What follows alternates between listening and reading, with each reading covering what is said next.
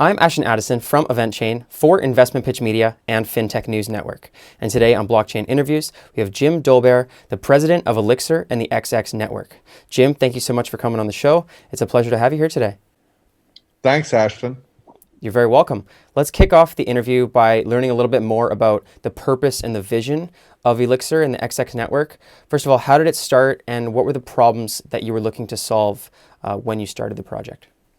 Well, it all started in the late 70s or early 80s. I mean, David Schaum, who's the CEO of our organization, really identified with some other people that the digital network, as it would be adopted, over the ensuing decades, that there would be problems that are with privacy and problems with using the network for people to live their sort of normal lives.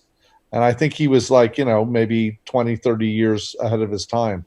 So what we have done is to address the problems that he identified, in the early 80s. Mm-hmm.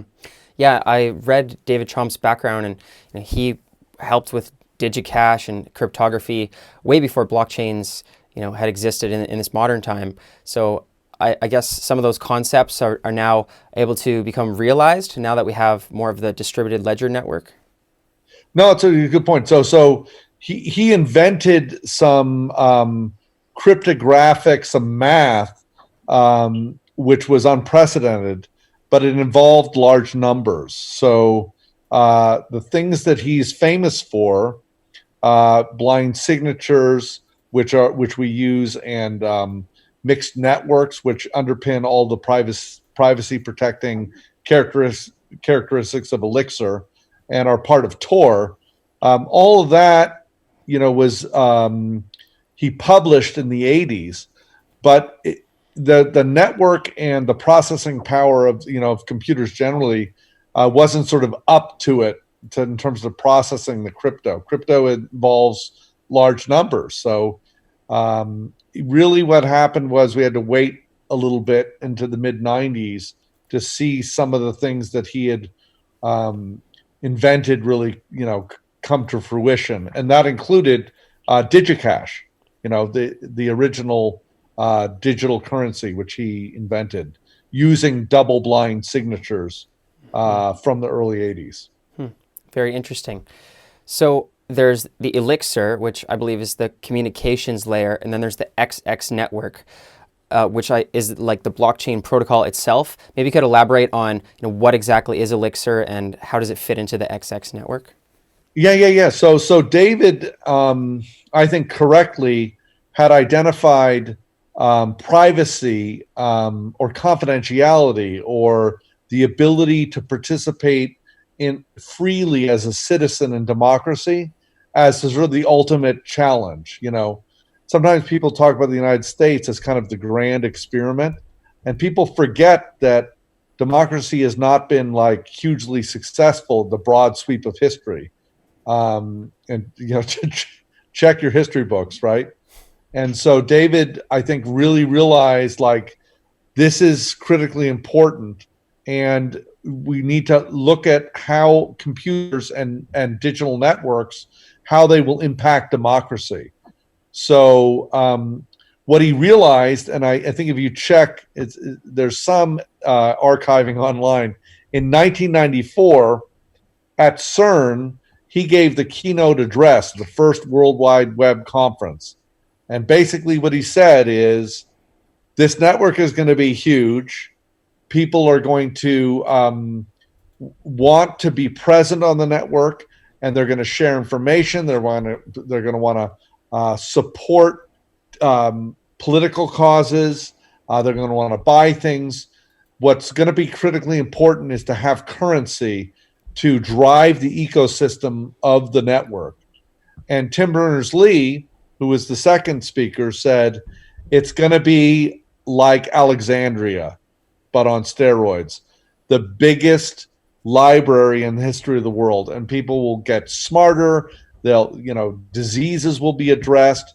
Information sharing will be unprecedented. It's going to change the world. And kind of both of them were right.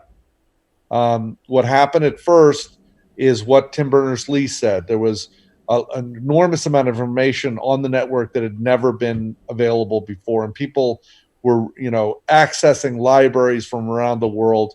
But then what happened, over months and years is what David had kind of warned against in the mid 80s. And he famously said in 84, 85, you have this digital network, and the way the network is defined, which is all of the addressing is public. What's going to happen is that you're going to have a big advertising driven, marketing driven corporation, and they're going to aggregate this information, and they're going to control who sees what, and they're going to monetize the network. And he really said that. It's amazing. He said that in 84, 85. And, Wow. you have Facebook and Google. That's what happened. Mm-hmm. Very interesting. And the XX network's been out for a little bit. I believe it is in its public alpha stage right now. How long has the project, taken to get to this stage? Good question. So basically, so you can see from what I've been talking about so far, we started with privacy. And the first implementation of the Elixxir CMIC solution came out of an academic consortium. And it was in 2014, 2015, 2016.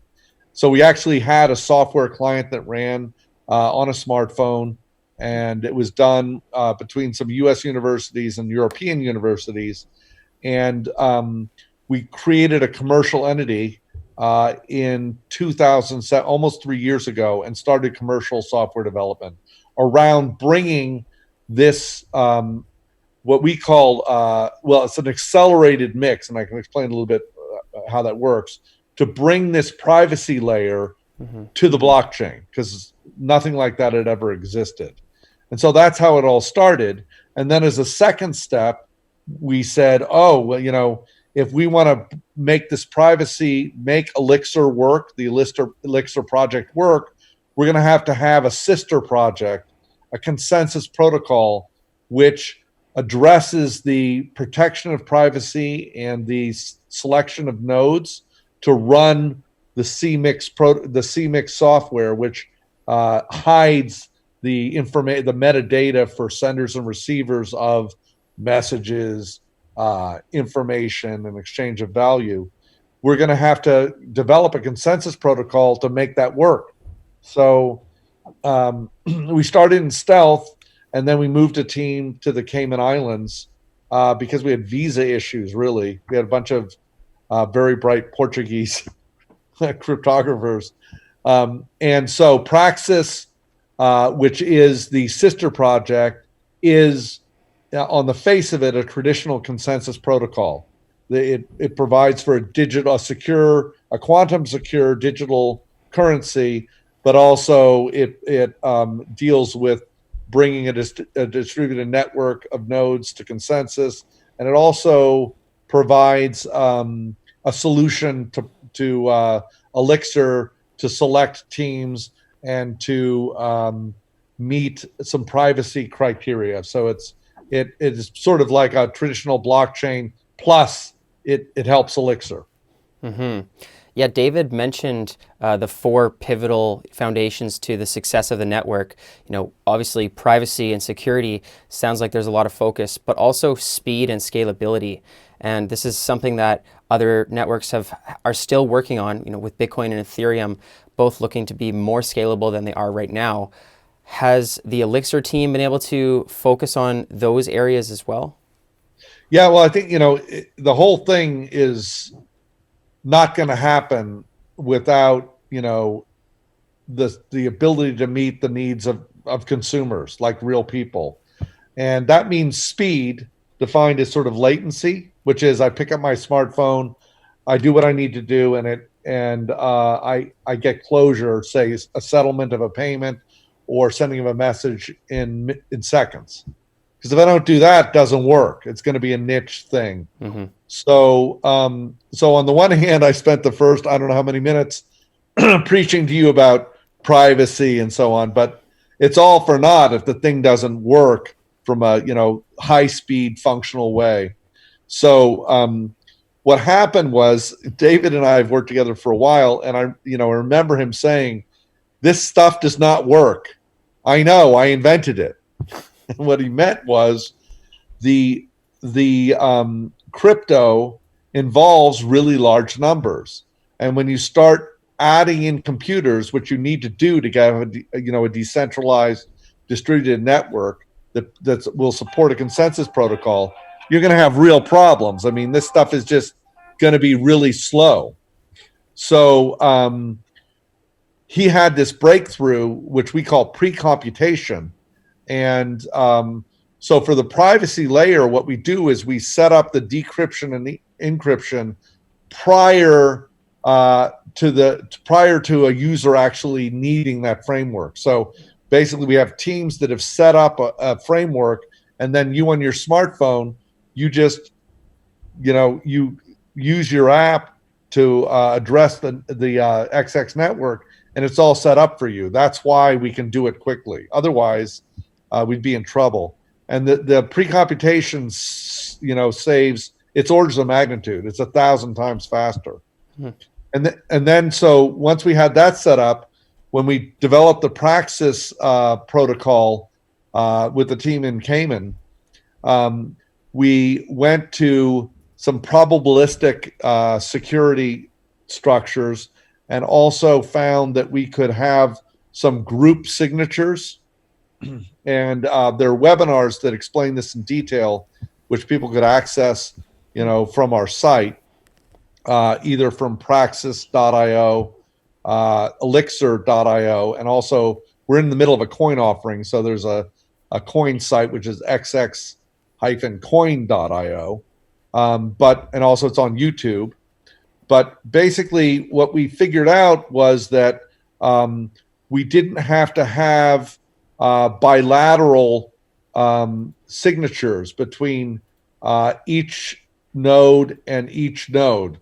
We could have a group signature and achieve the same security outcome. And so we, in the same way that we managed to address the issue of speeding up computation in Elixxir with pre-computation, on the Praxxis side, we had a breakthrough on how to deal with kind of like a fast consensus protocol.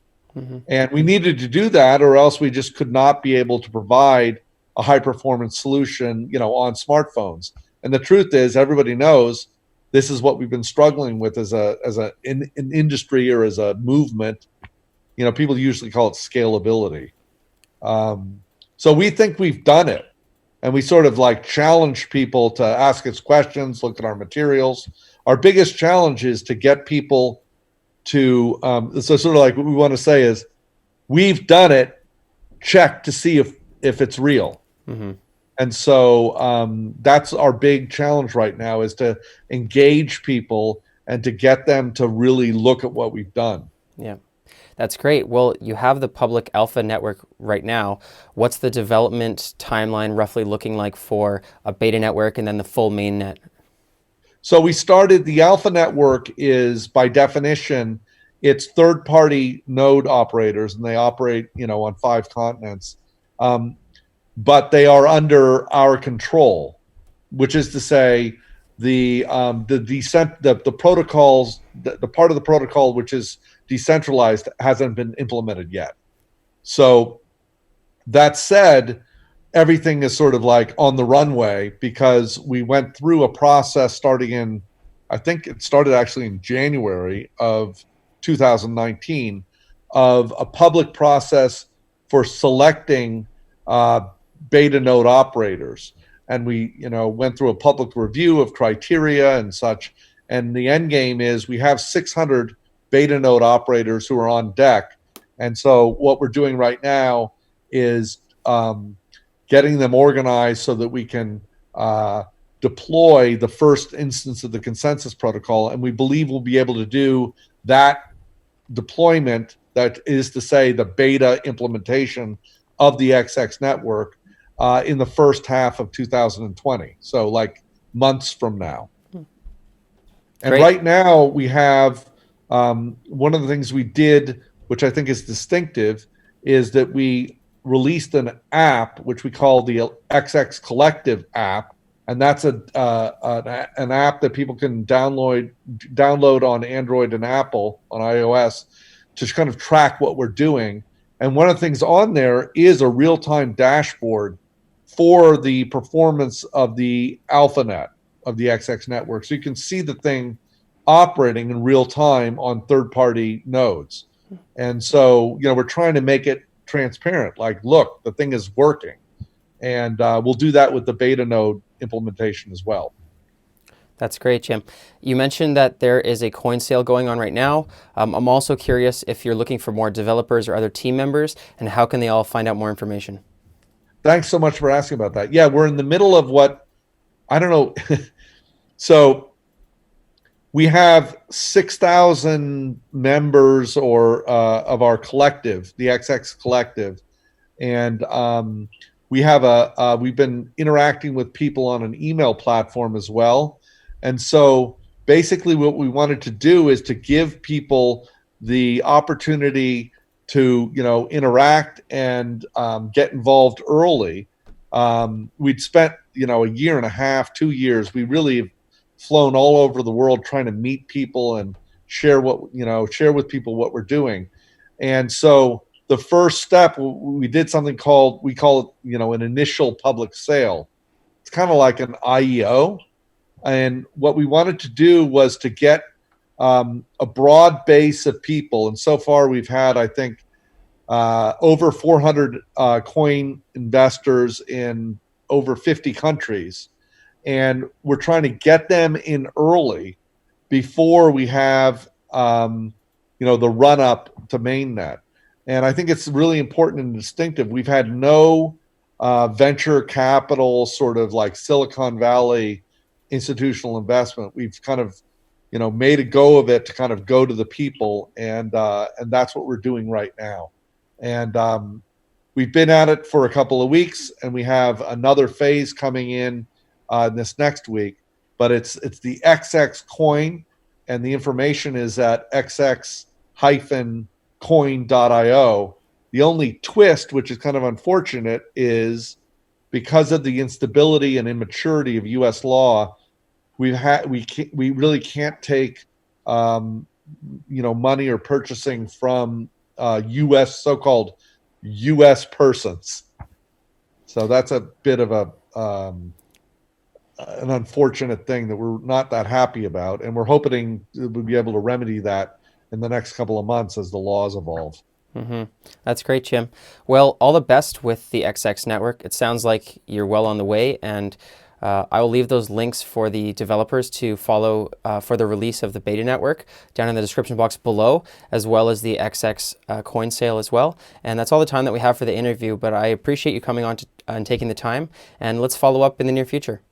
Thanks so much, Ashton. Really appreciate the time.